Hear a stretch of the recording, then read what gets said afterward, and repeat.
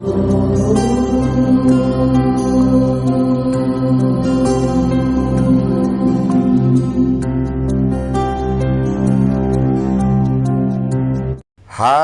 न हिम्मत बिसारिए न राम को, विश्वास में ही राम हैं, बनाएंगे बिगड़े हुए काम को।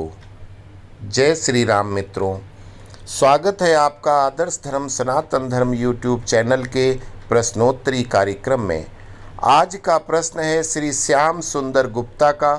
इन्होंने प्रश्न किया है कि अगर ईश्वर की भक्ति करते रहते हैं तो क्या भगवान मिलते हैं, और मिलते हैं तो कितना समय लगता है।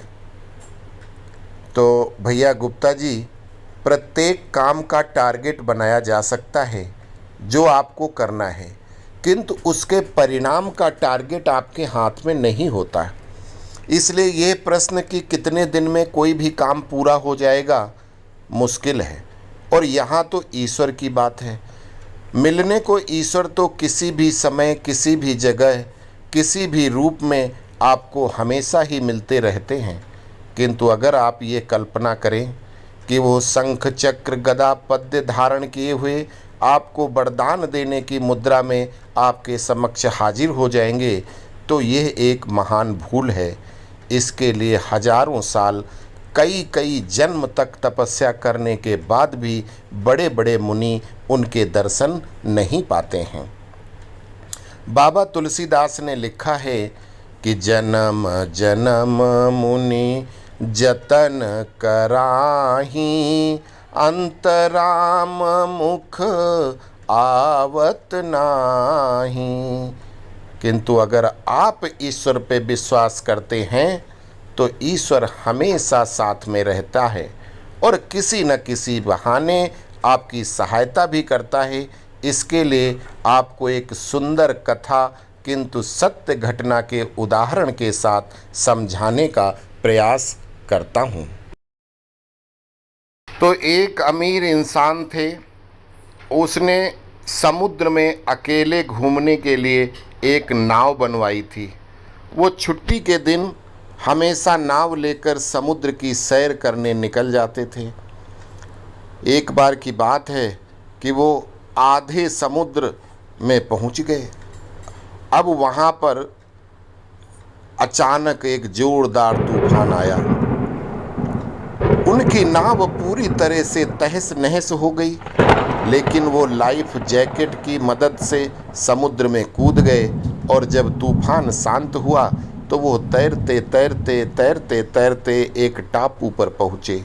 लेकिन वहाँ भी कोई नहीं था।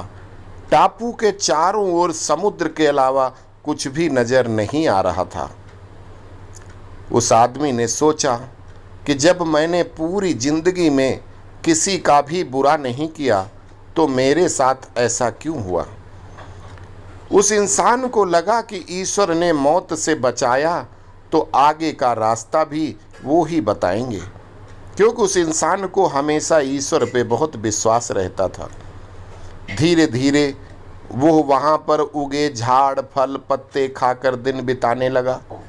अब धीरे धीरे उसकी आस टूटने लगी, ईश्वर पर से उसका यकीन उठने लगा। फिर उसने सोचा कि अब पूरी जिंदगी यही इसी टापू पर ही बितानी है, तो क्यों न एक झोपड़ी बना लूं।